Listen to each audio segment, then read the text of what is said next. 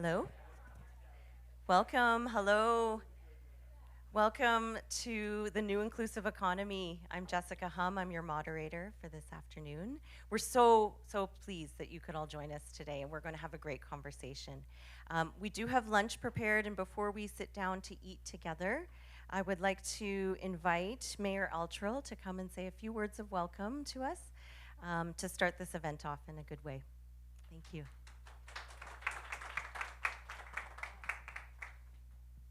Just going to stand out of the light. So thank you for the invitation to be here and welcome.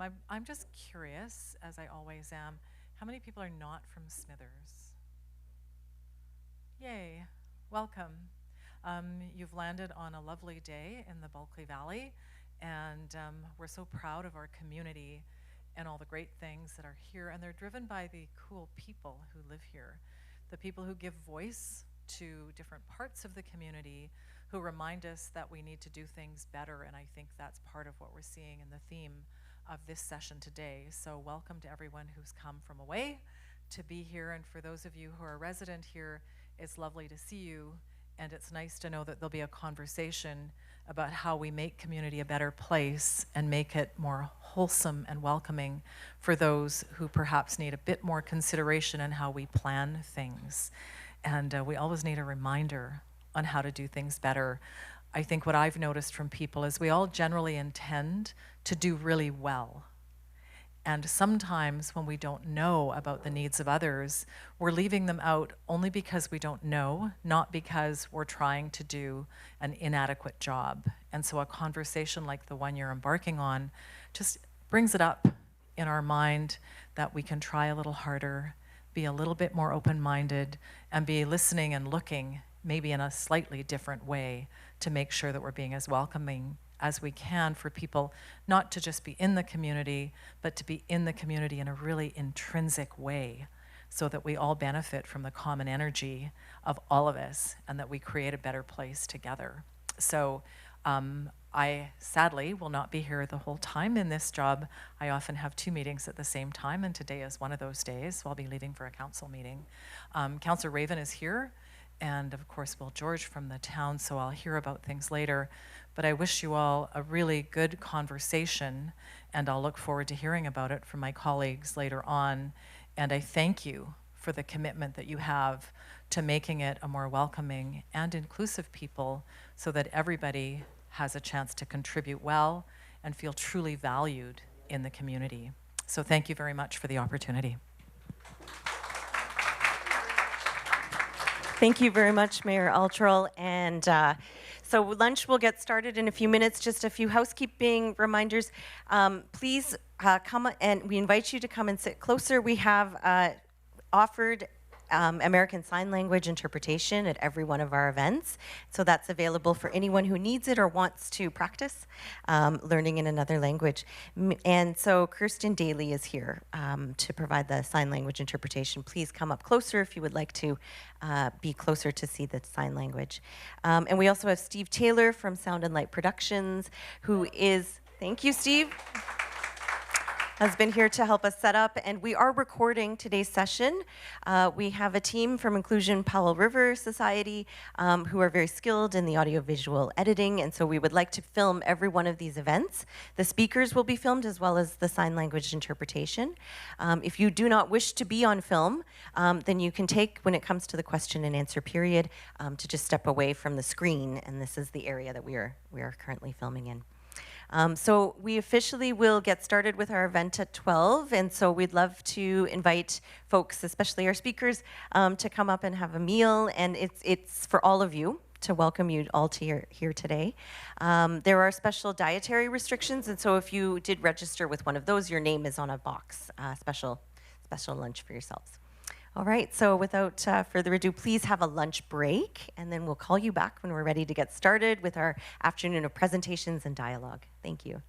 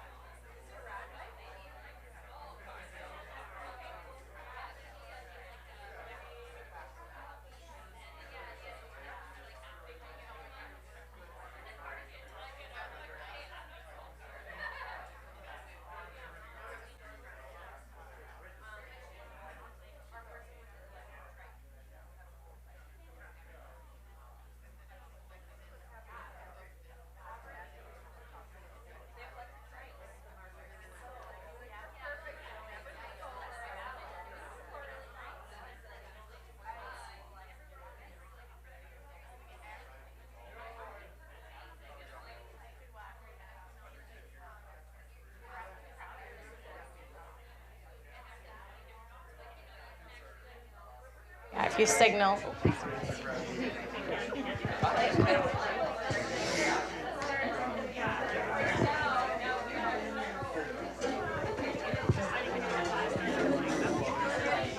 And this is also this is a thank you also for you if you want to take this bag. Yeah.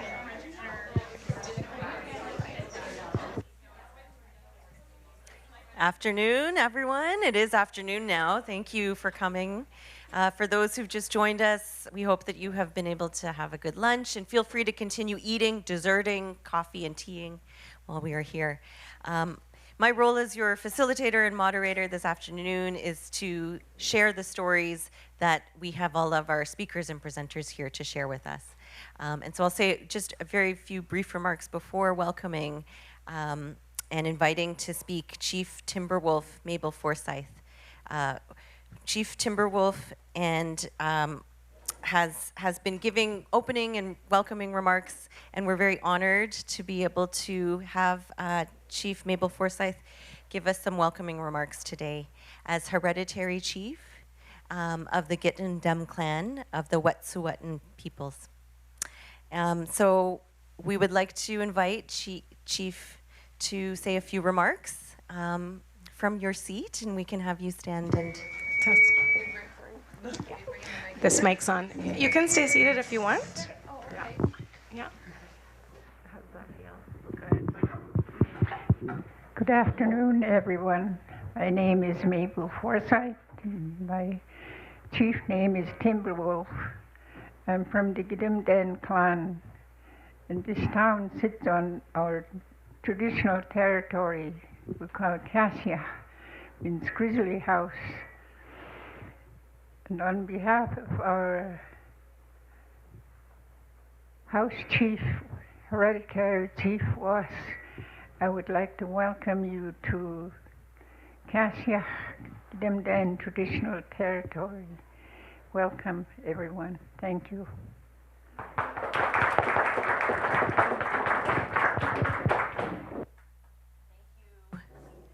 Miigwech, Ani, Jessica Hum, Indigena Kaz, Indigu Tam Dakun. And I've introduced myself in two of my grandmother's languages, in the Ojibwe Anishinaabemowin, and in my grandmother, who I was raised and gifted my Chinese name, Jessica Tam Dakun. Thank you so much for that warm welcome. We are guests here today. I am traveling from the Lekwungen speaking people's territory of Victoria, BC.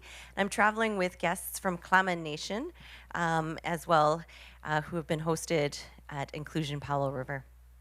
Please come on in and enjoy lunch as well. This is a free and open event, and we will say thank you so much for the warm welcome to Chief Mabel Forsyth. Thank you. Yeah. So as guests are coming and going today, we just want to make sure that you have enough time to hear the stories of people who are here today. The stories of people working with folks living with the experience of disabilities, people with disabilities and people without disabilities as well. We'll be dedicating the majority of our time today to hearing those stories. And as you can see on today's agenda, that we are on a business-to-business roadshow. We're having conversations in all of the 8 economic regions across the province. And today is our 5th stop in a full month of jam-packed conversations. And so many of the things that we're hearing today will be unique to the community here in Smithers. Yeah, and why are we doing this? So we do have a series of research questions that we are asking of the new inclusive economy. And these questions are: what workplace practices and conditions can lead to meaningful employment for people with disabilities? And how can these be mobilized in other contexts? And what are the alternative economic approaches to inclusion? Before I go further into hearing the stories of those, we'd like to invite this event has been co-produced by several co-hosts here in the town of Smithers. And so we've already heard a warm welcome from Mayor Altrell from the town of Smithers, as well as Mayor Altrell's emphasis on tourism and some of the economic ways that this community is thriving. So that was really great. I'd like to invite up next to speak as one of our co-hosts, Sheena Miller is Executive Director of the Smithers District Chamber of Commerce. And Sheena would like to say a few words of welcome to join us here. Thank you. Thank you so much, Jessica. And I also am very excited to be here on Gidimt'en Glen territory, the home of the Wet'suwet'en people. And I'm really grateful to be able to support the Chamber Network and come to these kinds of meetings. I wrote down a few notes just because I thought that my brain might not perform today. I'm a little bit tired after being all night up with my kids. I guess Lenny, Cindy, and Jessica, thank you for coming to Smithers. Sometimes Smithers is bypassed, so we really appreciate the fact that of all the province, up your stops, you made it here. So thank you so much. Let's give them a cheer. Okay, so back to my notes. Let's see if for whatever reason my hand's shaking here. It's hard to do two things at once, I guess. On behalf of the business community, we're very excited to partner with the new Inclusive Economy and to really discover and understand what the opportunities are and what exists around alternative economic approaches to inclusive employment. And so when I called around and to some of you in the crowd, some people didn't know what new inclusive employment was. So it was really striking to me that we haven't maybe had these conversations, and I think, or not had them enough.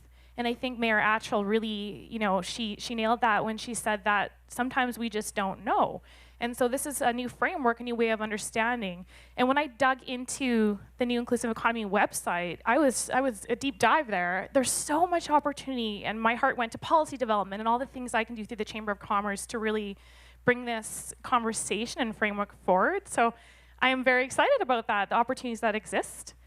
I also wanted to say too that, during the critical labor shortage, it's great that we can explore the best practices right now around how employers can recruit and retain people with disabilities. And I think that's a big piece. Like what I realize now is that 22% of the labor force is, there's 22% of unemployed people right now that have disabilities. So that's a huge number. That's a huge number that could be employed.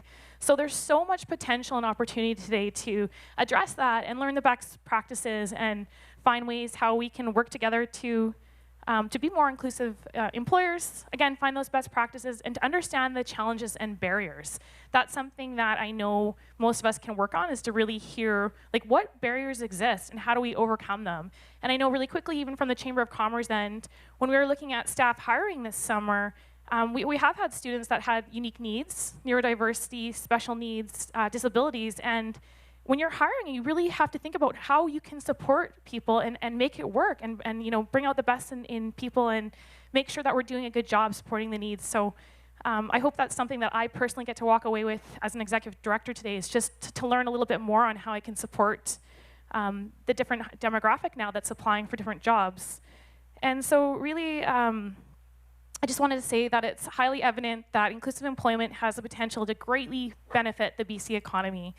And we know that the BC's Accessibility 2024 goals around the province are in line with this. So it is really, again, I'm really curious to see where we're going to go with the conversation today. And just, again, meeting those labor market needs that we so deeply have with the critical labor shortage. This is the time, it's now. So this conversation is, again, so timely, and I'm really grateful you're here. And I do look forward to doing what I can around policy development and bringing this to the BC, the provincial-wide audience through the Chamber Network. The Chamber has a great network, and we can drive this forward, and it starts with small grassroots town conversations and small change in businesses. So I went off my script a little bit here, but just speaking from the heart, sometimes that's a little bit better. But yeah, I'm grateful, and thank you for being here and bringing the awareness here. Thank you. Thank you so much for those warm words of welcome. And it really is about the conversations we're having here in Smithers and other communities as well. This event wouldn't be possible without our long partnership with WorkBC. And so to welcome us from WorkBC Centre Smithers, we have Lynn McKenzie, job developer with WorkBC. Thank you. Hello. Most of you already know me, but for those that don't, I'm the job developer. Ooh, fancy. Thank you. For WorkBC, we provide services like job postings, wage subsidy. We give clients the tools to attain the life skills they need, not just to find a job, but to keep it and break down the barriers of employment. We truly believe there is sustainable employment for every person. We at WorkBC cater to our clients' needs using an a la carte service. This means we can best utilize the programs and services that will be the most benefit to our clients. This can be in the form of job starts to help cover shoes or clothes. We can provide supports like assistive technologies to open doors to employment that would not be possible before. We work closely with employers to understand their needs because we're not just trying to fill an empty space. We want to fit the right employee with the right employer so everyone can thrive. What that looks like depends on the situation, which really gives us the freedom to tailor our services to a case-by-case basis. Every individual is unique, and uniqueness is a strength. I want to thank you all for coming today. Today is about celebrating that uniqueness and identifying the strengths of the people that make up our labor force.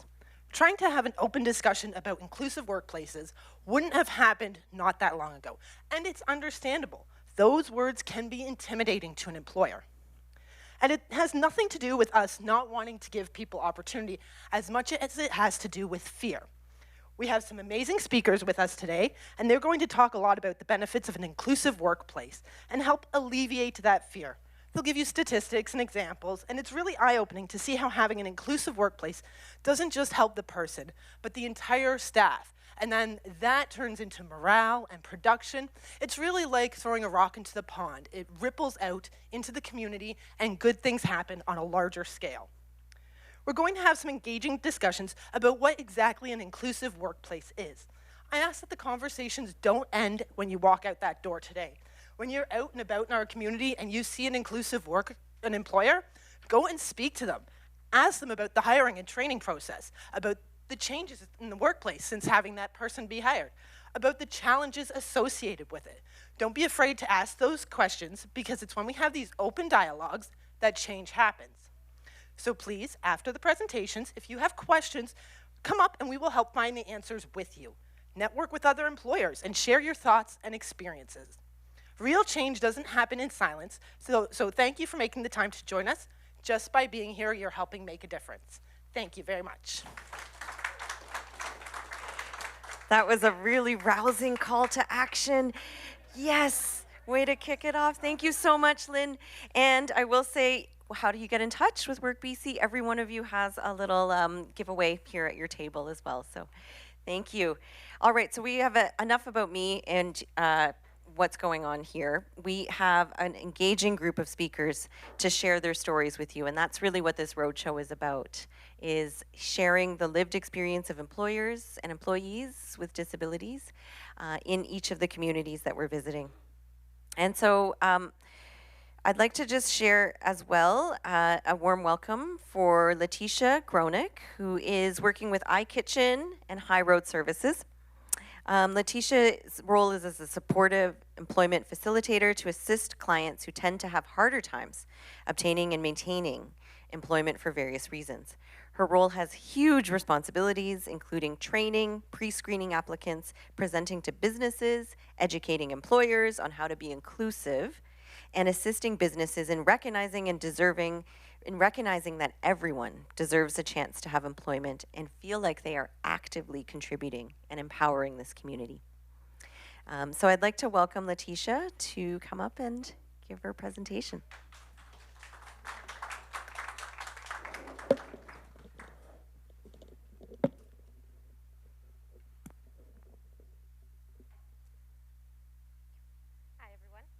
So my name is Letitia Gronick, as she introduced me, but most of you guys will know me as Tish. I work for High Road Services Society in the employment program. Myself and my counterpart, Kirby Rayner, who is standing back there with that beautiful camera, are the supported employment facilitators. And you may be wondering, what is the supported employment program? What's an employment facilitator? And these are some really excellent questions that I'll be able to assist you in learning about today. But first, let me ease your mind by touching base on what education I have that is going to assist not only my clients, but also you guys as employers, and your staff as well. So some of the courses that I've completed within my role is I've been certified as a job developer. I've also received supported employment essentials training, and the latest certificate was in marketing. So with these courses, I've been able to gain the knowledge and skills to assist the businesses in creating new employment opportunities, assist in finding more proficient and organized assignments, not just for the individuals that I serve, but for all workers. Some of the ways that I can assist is by utilizing these natural supports and finding efficient and alternative tasks, ensuring that they're done properly and in a timely fashion. Along with assisting the businesses with the new opportunities, I have the skills to market our program and connect through our network by utilizing social media to boost our businesses. Not just my own, but everyone's. Now, I'm going to go into what is supported employment program. So the supported employment program is based on a person-centered approach. This assists our individuals who experience diverse abilities to prepare for, obtain, maintain, and maintain integrated competitive paid employment. The job seekers receive individualized support from an employment specialist, myself or Kirby, to achieve successful employment. The job seeker, the support person, and the owner form a partnership that not only matches the individual's career enhancements and their long-term goals, but also the needs of the employer and the business as well, with the job seeker skills. All right. So the next question that I'm going to be addressing is, what is the role of a supported employment facilitator, or as we like to call it, an SEF?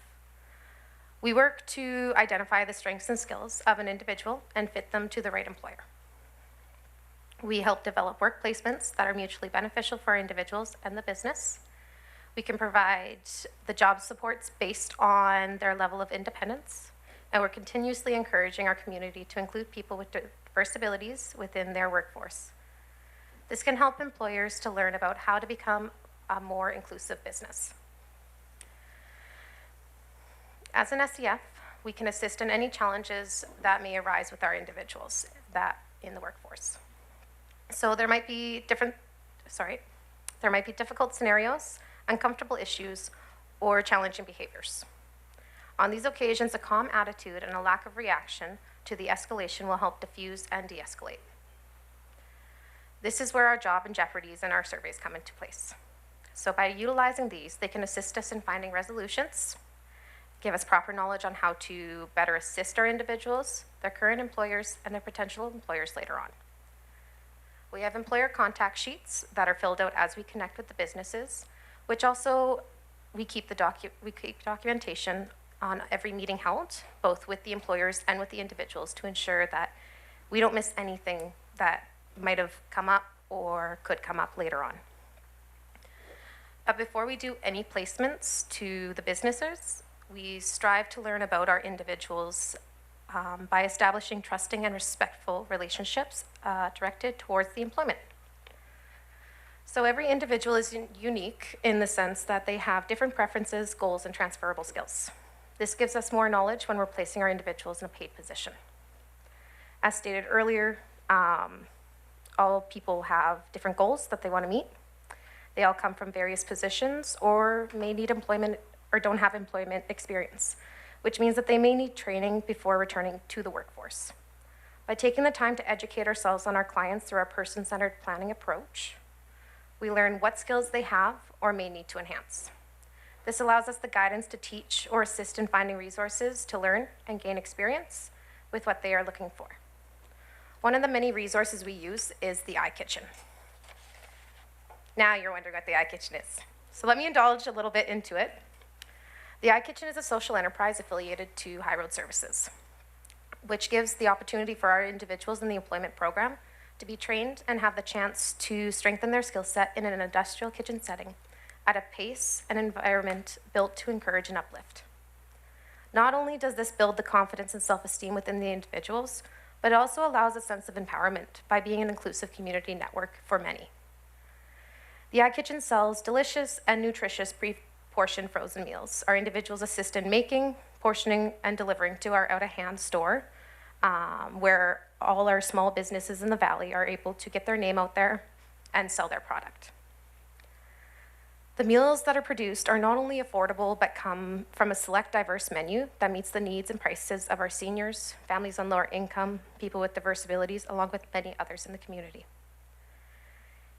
In conclusion, we truly believe that every person has the opportunity to work and should be able to try.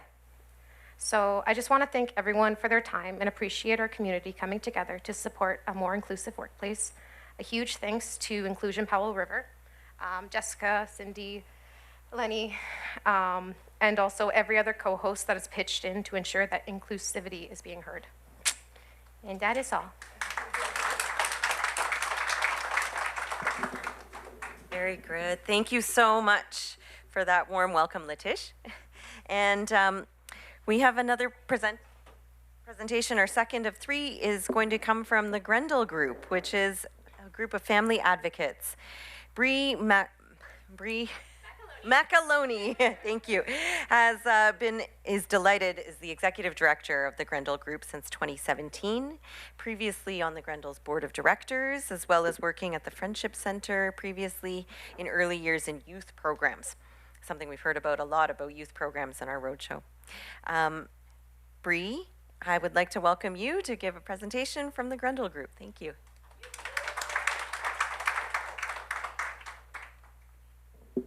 Thank you to everyone who is organized and has been involved in this. It's really exciting.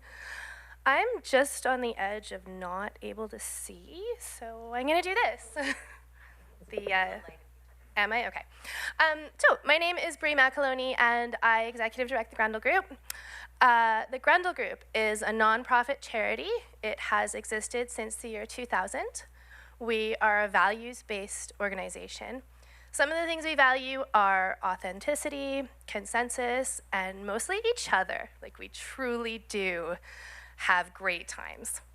Our programming activities have changed over the years as our clientele have evolved and grown, and we're growing together. But one of the things that we have always done is provide day programming to adults with disabilities.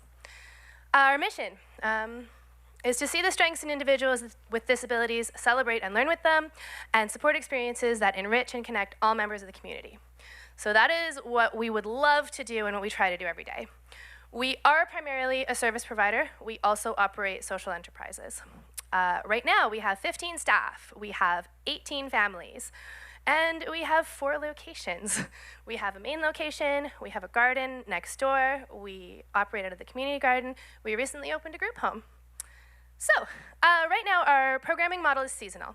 In the spring and summer we garden, and we do that at 2 locations that are pretty close to us, and we sell our produce at Nature's Pantry. In the fall and winter, we make value-added food products, so things like preserves, veggie burgers, teas, things like that. These are available for sale at Nature's Pantry and out of hand. Regardless of season, every day we're eating together. I did ask some people to come and hang out here. That was big yikes.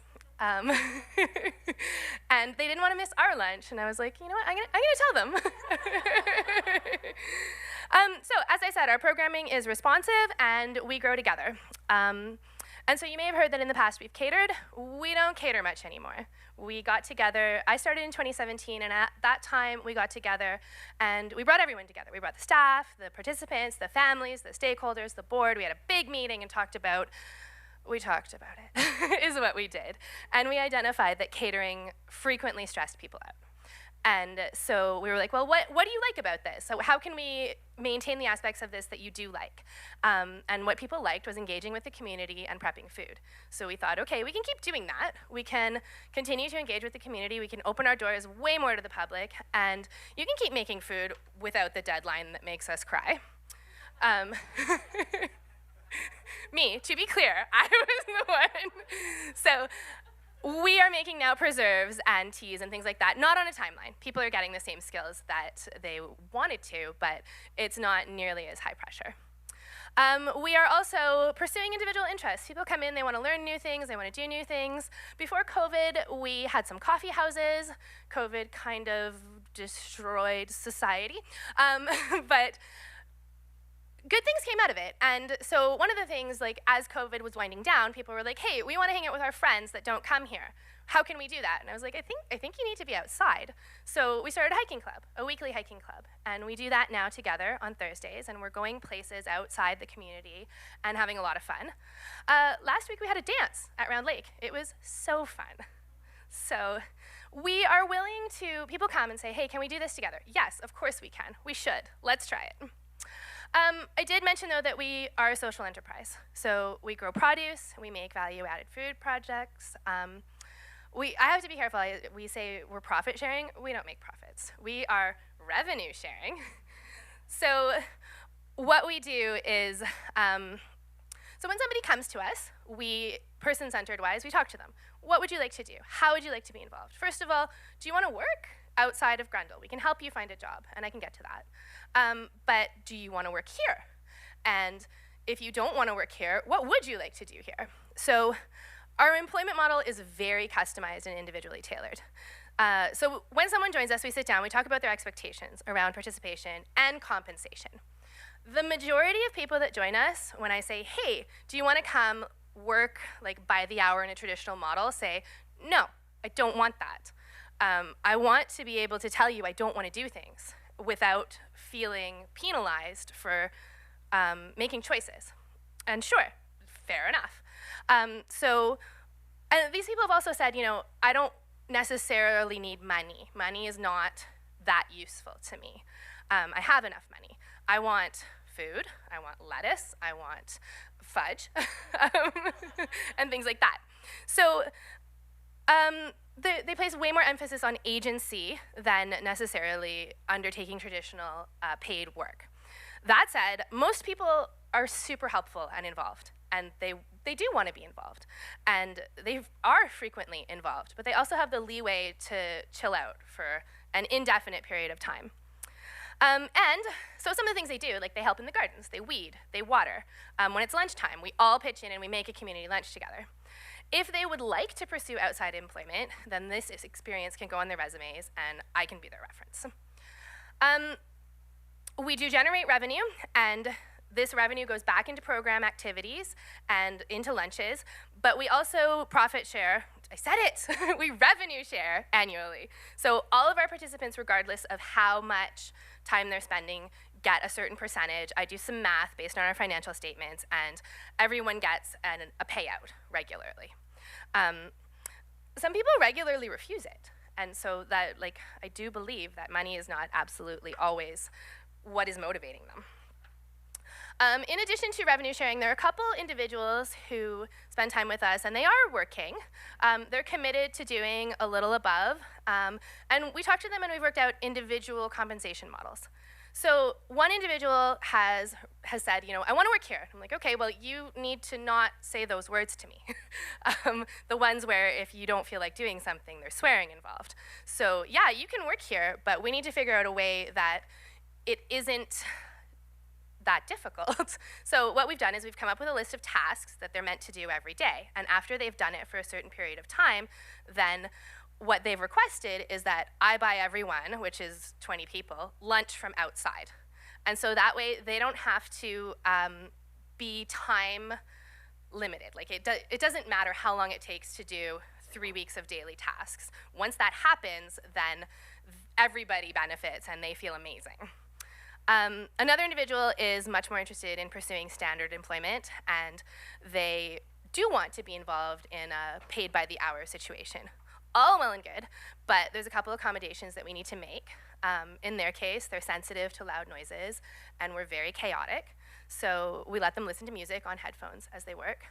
And their shifts aren't scheduled for longer than 2 hours, because that's about how long they can sustain focus on something like that. In addition to these people, there are a couple people who come to us and say, hey, can you please help us find a job? And we say, yes, let's do that. That's a great idea. Let's give it a shot. So what we do with them and for them is we identify their interests together, we go through job ads, we prepare their resumes, and we practice for interviews, we role play. And there are some challenges that people identify in this process. So there's a couple themes that have emerged in terms of how it's difficult to become engaged in the quote-unquote traditional waged economy. One of them is that people don't have regular access to a computer, and it has to be a computer, not the phone, to look for job ads. So they need help sitting next to a computer and going through and saying, this, that, no, not that, that, you need to sort, reverse chronologically, things like that. We need to have conversations with people about their capabilities. So frequently people will come to me and say, I want to work 40 hours. I'm like, no one wants to work 40 hours.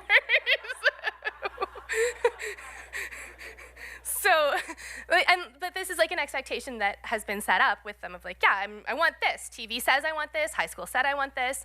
And we need to talk about like, what is realistic? If you work 40 hours, you're going home, you're having dinner, you're watching TV, you're going to bed, you're doing it for as long as you like, but you're losing a lot of leisure time, and people need to know that at the outset. So we talk to them about like, hey, what are your priorities exactly? And let's figure out how we can figure this out part-time. Another challenge that I found is very common is length of shifts. So a shift is 8 hours frequently. Sometimes it's 6. That's not gonna work. And especially if there's no transportation, the bus schedule is not such that you could work half a day or part of a day or things like that. So that is a challenge people have identified. The other challenge that we've identified is time and sense of time and linear time. And so people aren't sure what day it is. I'm not sure what day it is or where they're supposed to be. So we try to say, we're texting, we're reminding, things like that. But employers need to know that people need them to provide the structure of, this is Tuesday, this is where you're meant to be, I will see you at this time. And we work together to set that up if that's something that would be helpful. So I guess in closing, one of the things we try to do is focus on the positive. And I'm positive everyone's unique and we all have valuable perspectives and talents. And absolutely people can be successful however they'd like to be with the right supports. And whether they're working with us or they're seeking outside employment, we do try to do the groundwork and build the relationships to manage expectations. And we're always interested in creating realities that make sense to everyone involved. That's it. Wonderful. Many thanks very much, Bree, for that inspiring and positive tone. I'd like to just welcome up next our final speaker. And before we get started having some technical switching, I'd like to just invite folks to stick around for the discussion. And we may go over. If you all have to rush back at 1 o'clock, that's our commitment to you. Do just step out the side door. But if we do go a little bit longer, we know that the food is going to still be here, and we'd love to have a wholesome conversation, back and forth dialogue with our speakers and with each other to learn more about your stories in the room here today. So without that, I won't eat into your speaking time. So I'll introduce Tamara Schulman, who is joining us today as Senior Project Manager with the Share, Reuse, Repair Initiative. Tamara is a sustainability professional who's committed to building a circular economy in an equitable and resilient way. Since 1995, Tamara has contributed to the success of sustainability projects in California as well as Western Canada. And the Network for Inclusive Circular Economy, also known as NICE, is going to be a focus because this is Tamara's role as the lead at the Share, Reuse, Repair Initiative. Tamara is excited to cultivate connections, which is what we're all about on the Roadshow and in the new inclusive economy, in fostering collaboration for positive change. There's that word again. So please welcome Tamara. Thank you, Jessica, and everyone. I'm going to show some pictures because I'm the last speaker, and that's how it works well. And I could skip the first few slides because Jessica spoke to them so eloquently. So thank you for having me. I'm with Share, Reuse, Repair Initiative. It's a project of Make Way Charity. And as you can see, we want to bring different sectors together to foster that circular economy, to look at waste reduction and also climate solutions, have a way that everyone can live in a circular manner and support resilient local economies. So it really does fit into what we're talking about in an applied way. We are looking at the supply of those circular goods and services, as well as how we cultivate demand. A lot of people hear zero waste or circular economy and they say, oh, well, that's what you do when you go to the fancy store to buy the things to make your toothpaste homemade. A lot of us have these practices without even realizing it. It's just part of how we were raised. It's part of our traditions, culturally or otherwise, and it's about how we elevate and lift that. So during COVID, a lot of the inequities in our society were amplified, and so we were looking at how do we explore having a just circular economy. We know that there's potential in jobs. There's a reason it's Share, Reuse, Repair Initiative and not some circular economy name. It's embedded in the name. It's a little hard to say as an acronym sometimes, but we work with it. We know that there's a potential to create inclusive jobs for all skill and income levels and to support more affordable daily living. We know there's collaborators out there. We know there's circular businesses and organizations that want to overcome labor challenges, that want to have better staff retention. We know there's employee service providers, including some of you who told stories, who want those you support to have those meaningful jobs and inclusive jobs. We know there's some value propositions as well around it being perceived well to have an inclusive workplace as it relates to things like revenue and consumer favor. So it's beyond, it's in a bigger scope than we even realize sometimes. This all resulted in putting together the NICE project, so the Network for an Inclusive Circular Economy. When we did focus groups and research, people said, we want to be able to get together. We're in silos. We want to bridge those silos. We want to showcase successes. We want to pilot trainings. And so this is the provincially funded program that resulted that will also have, that is also going to have a similar roadshow. So I'm delighted to be able to work with and learn from the folks here. The intent is to facilitate connections between communities facing barriers to employment and good jobs in the circular economy, and to bring those players together like we talked about. You can see that it's funded by the province and also the Vancity Enviro Fund. This is the first stage, and engagement is the name of the game. You got to find out what's going on and not reinvent the wheel. So we have, and then it will go on to look at more labor research, strategy development, and implementation, hopefully in a very reasonable time frame.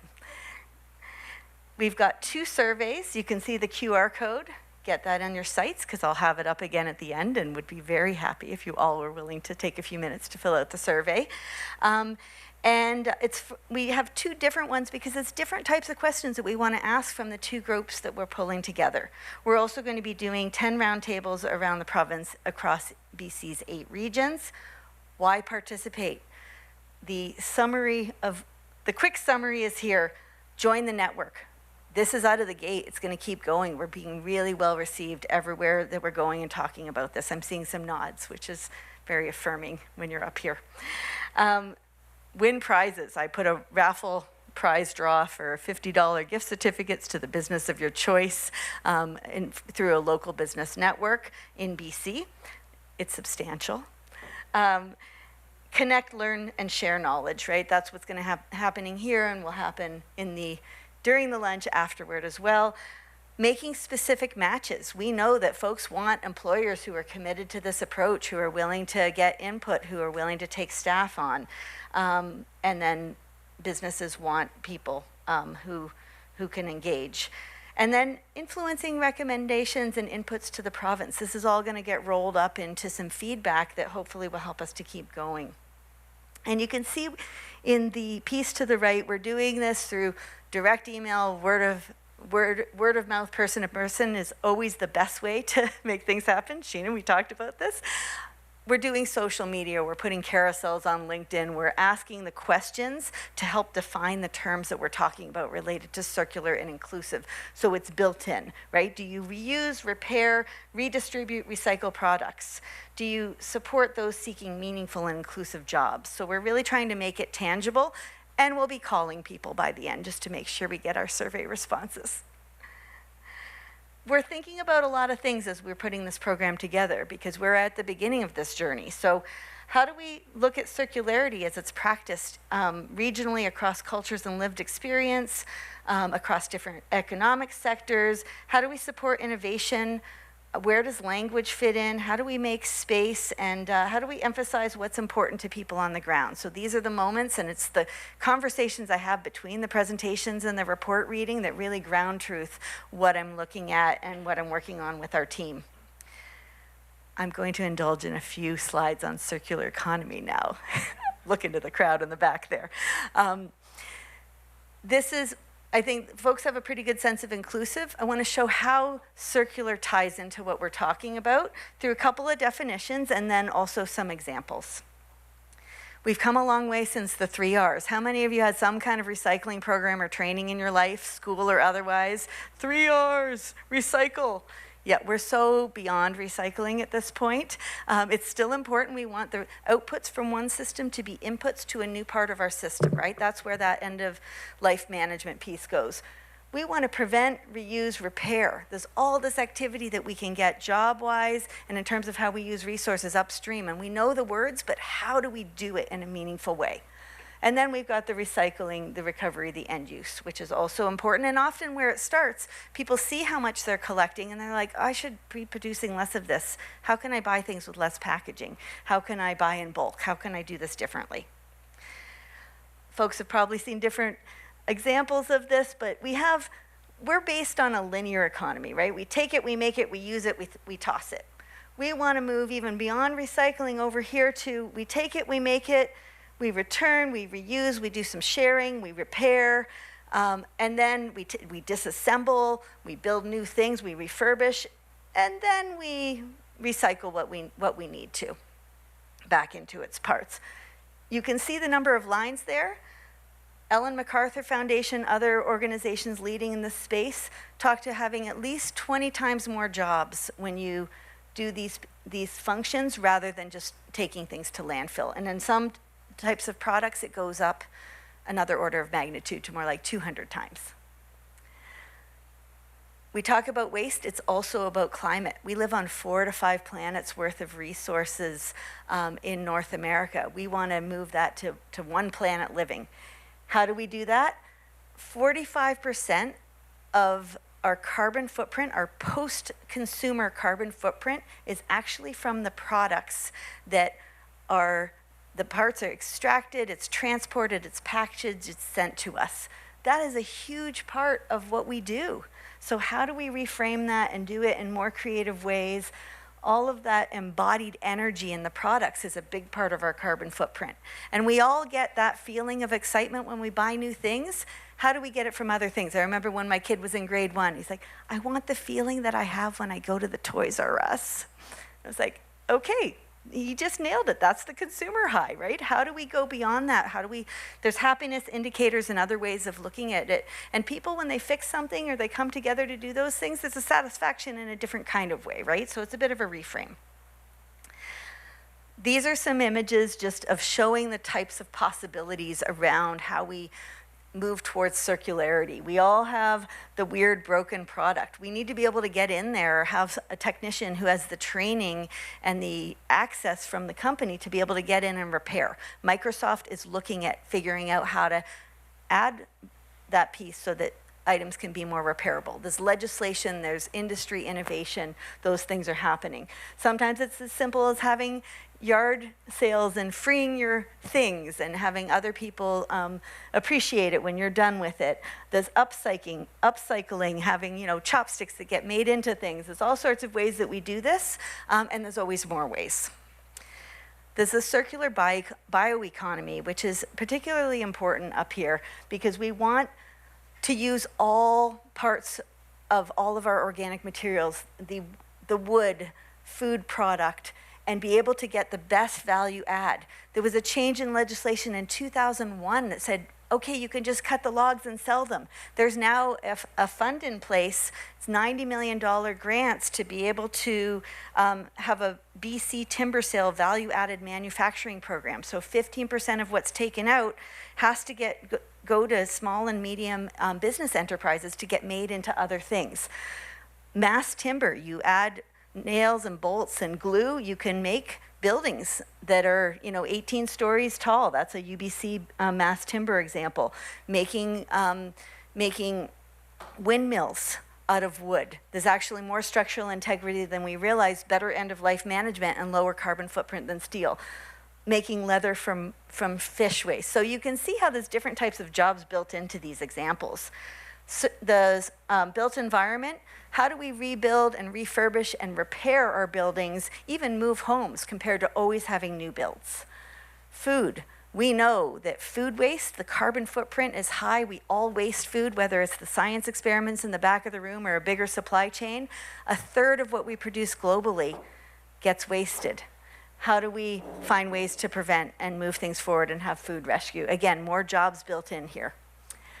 I'm going to end with an example, which is from a company called Sharewares. Has anybody heard of Sharewares? Reusable cup company?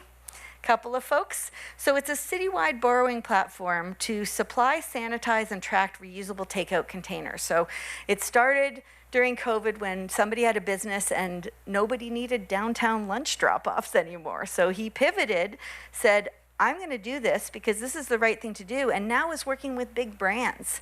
He also had a very practical reality of looking at how do I get the labor that's the right fit for doing the sanitizing and moving things around. So there was some research done in a partnership with Share, Reuse, Repair, where we called up Mosaic and talked to folks that work with newcomers. We talked to the autism groups. We talked to folks in the downtown east side and figured out where there was or wasn't a fit. It's a whole tale. I did put the link here to the report, and hopefully some of this can be shared with folks and you can have access.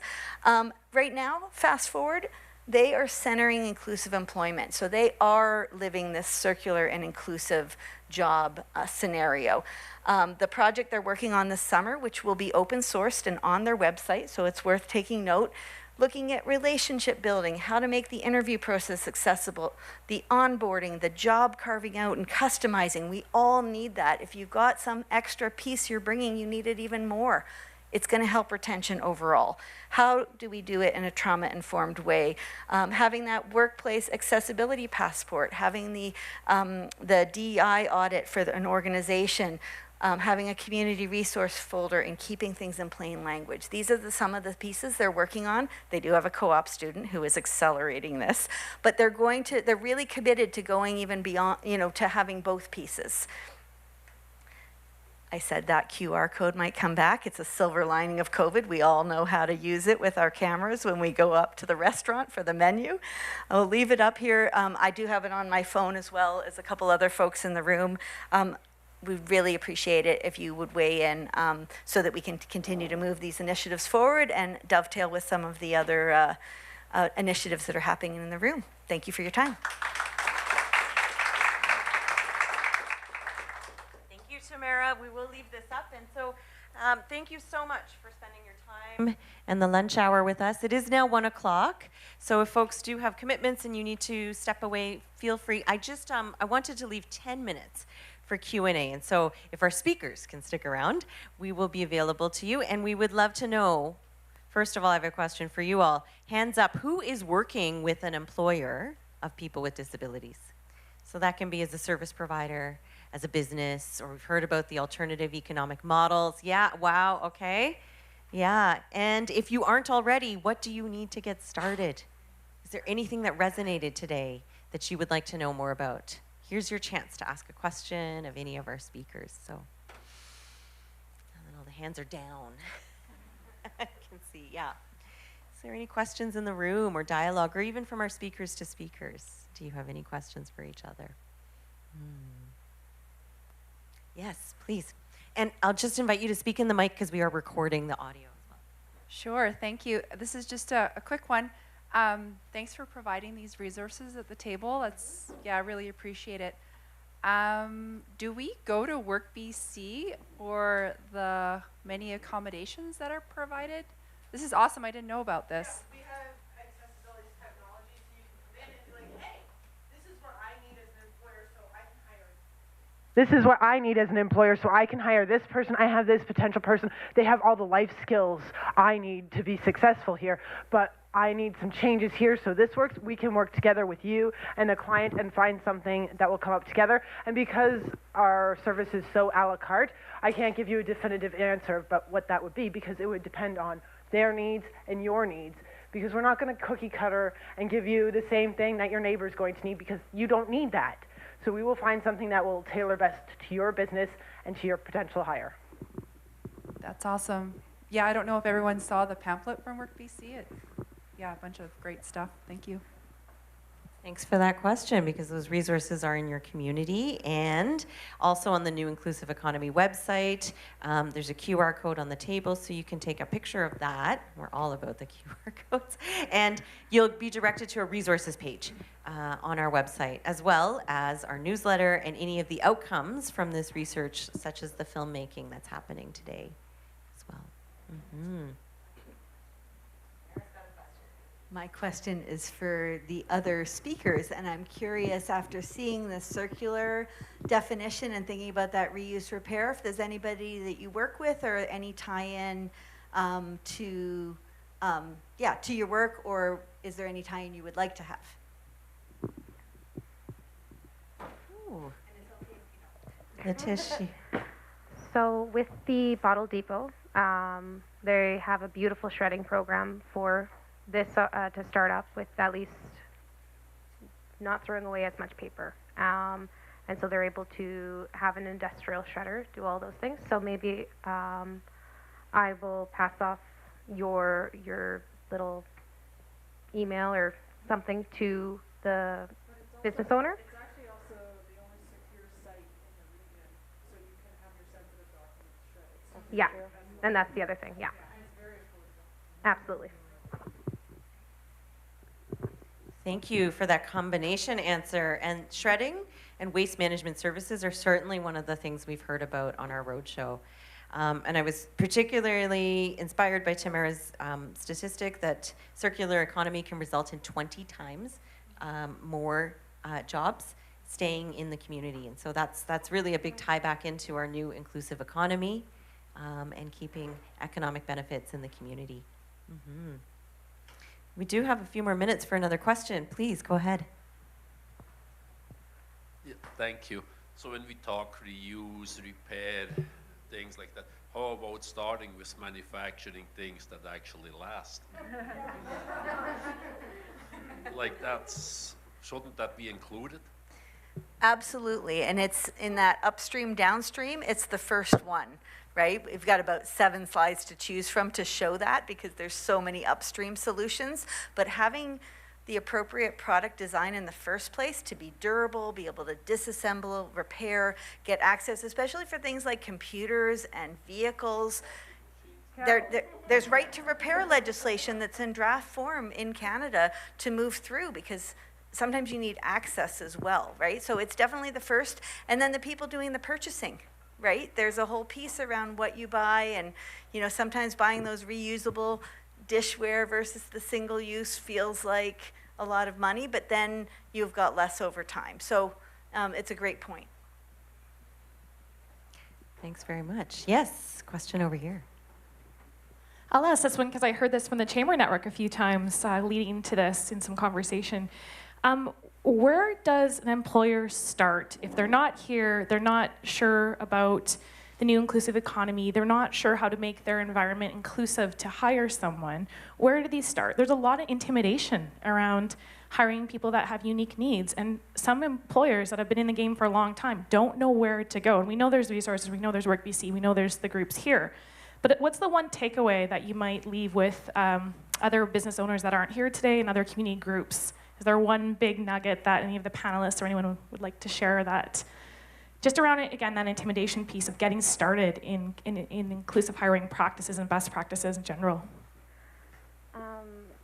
Well, I think that we're going to start talking to our managers about having us join in on the Chamber of Commerce meetings to see if being able just to go in and give a quick little spiel about how we can assist in that and what kind of resources we can provide to be able to reach out to. We do run around to a few businesses lately. With COVID, it kind of put a damper and we were mostly calling.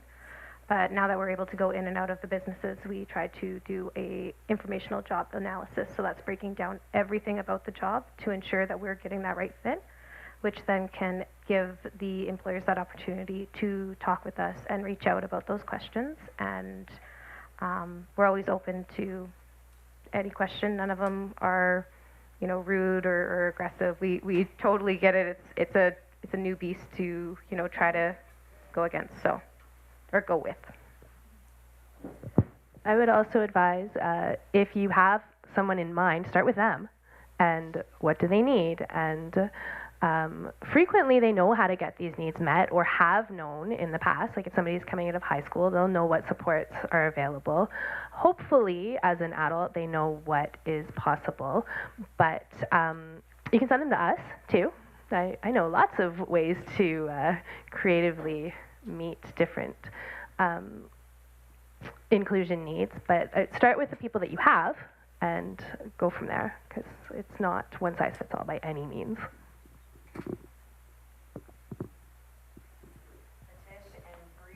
For fantastic personalized responses, right? And so through your presentations and that response, we've heard about being flexible and even thinking about working upstream with younger people, with youth, and those impacts that that makes throughout the youth's career and their lifetime. We've also heard about the connections, that circular economy, that keeping dollars in your community can make and have impacts 20 full-time. And so in summary, I'll also just point out that this event is part of an extension of our knowledge translation activity. So we are sharing as we're learning each time. Each of these events, we have different conversations and we're sharing those. Some people in the room were part of a think tank event where we assembled a group of 20 employers from across BC in appreciative inquiry. And we held that event virtually to hear conversations in small breakout groups with people experiencing workplaces that were making accessibility more of a focus in their workplaces. And so they were able to share their personal stories, and we had a dialogue. And so we captured that dialogue in a virtual event through this graphic recording that you have on the table in front of you. Feel free to take photographs. These are some of the promising directions. Where can you get started? What are some of the small actions that you can take today? Our website and our newsletter will feature a talk through this graphic so that it's very accessible to those who want to hear it or see it. So I won't, I'll just leave that up here and you can interact in various ways about that. But we've committed to our time together over lunch, and I want to thank each and every one of you. A big thank you to our co-hosts for welcoming us here to the town of Smithers, and our speakers, and thank you for coming today.